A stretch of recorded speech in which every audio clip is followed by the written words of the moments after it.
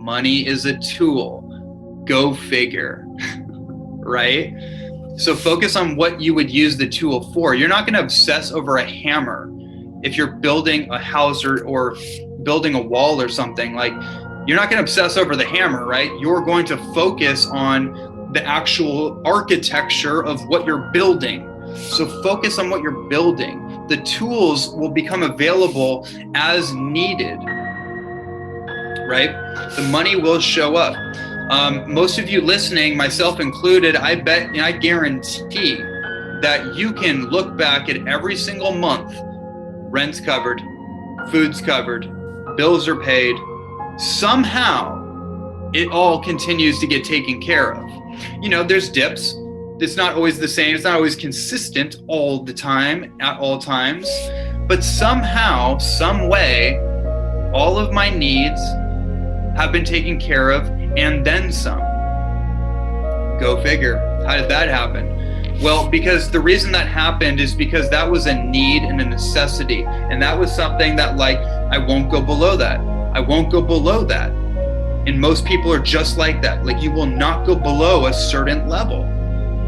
But here, if our imagination can create that for us on a consistent basis, scientifically reproducible and provable, then why can't we go to another level? Why can't we create a spaciousness from that low level of what we've been operating from and create another quantum leap? There's no reason why we can't, but we have to adjust our thinking, we have to adjust our consciousness, and we have to adjust, often in a practical sense, we oftentimes have to adjust our vocation or our career or maybe our approach to our business. You know, all that stuff does come in play. This isn't just like a metaphysical conversation. Metaphysics is a principle based on action and based on material mastery, right? It's not just about the invisible, but it is about bringing the invisible and making it visible through your own imagination, through your own understanding, through your own actualization of your own sovereignty as a felt experience first and foremost. That's where it starts. We spend money and we invest money based on the things that we value the most. The way that you spend money is a mirror of what you value and what's important to you. So you can talk all day about, oh, I value the environment.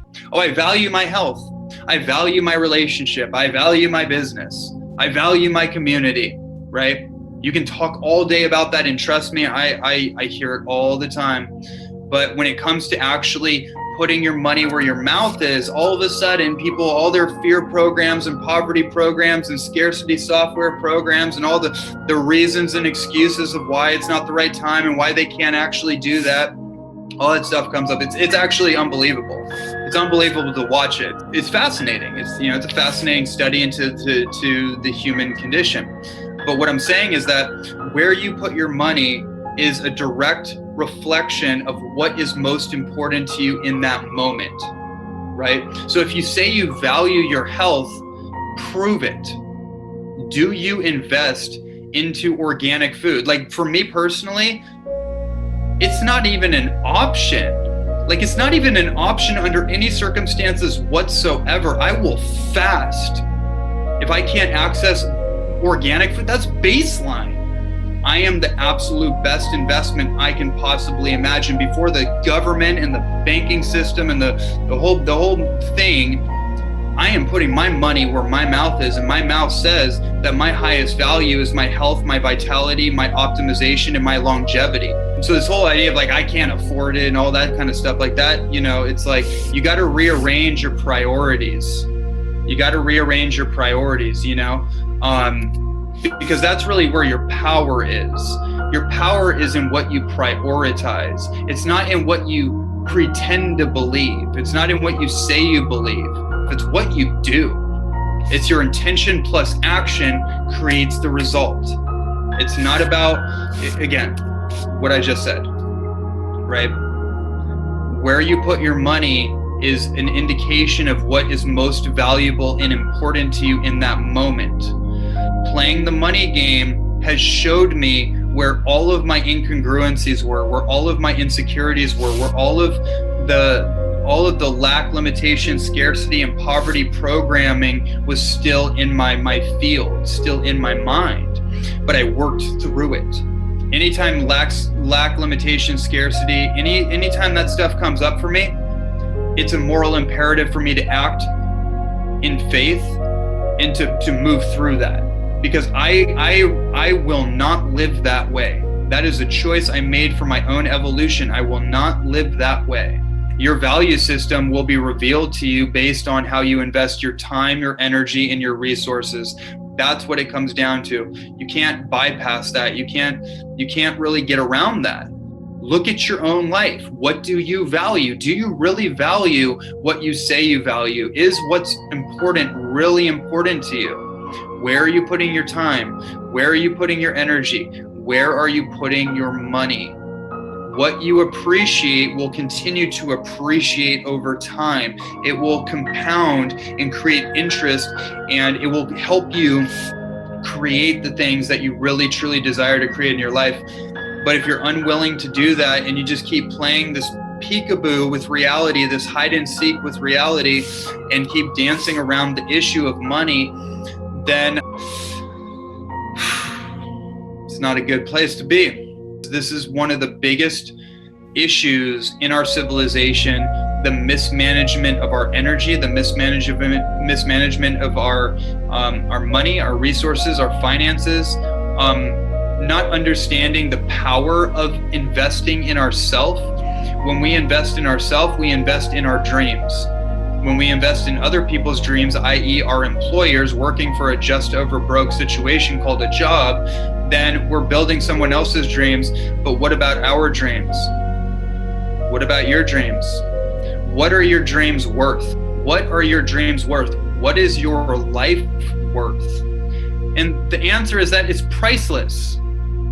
It's invaluable.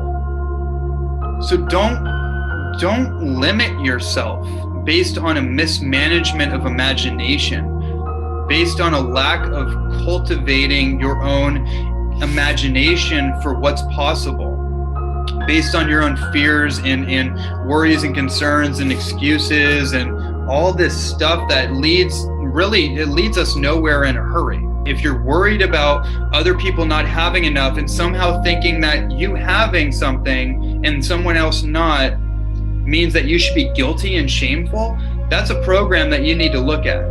You may have programs going on right now that are not yours, that were passed on by your grandparents and their grandparents and passed on through the generations, filtering and distilling just a little bit more, but there's still residue in the conscious field.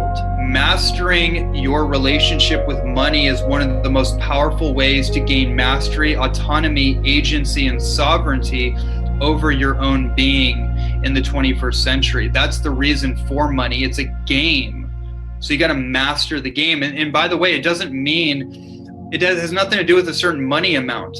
You know, I think most people that think that they need to be like massive entrepreneurs and make millions of dollars, most of those people would be better off doing what they love to do and making 80 grand a year instead of chasing like more money, because that's not what I'm talking about. That's not what I'm talking about. I'm talking about you got to do what you love to do and find a way to only do what you love to do. That's the breakdown of all this. Doing what you love to do and finding a way to only do what you love to do. If that's 80 grand or 100 grand a year based on your own efforts, based on your own business associated with something that you love that brings creativity and joy and enthusiasm and vitality to you and is betterment for the world, do that. Forget about the $1 million. Who cares? But if there is an opportunity to create more and you love to do that, then don't limit yourself. Is what I'm saying, right? Don't limit yourself. You're an unlimited being. You have a finite amount of time on this planet. Stop squandering it.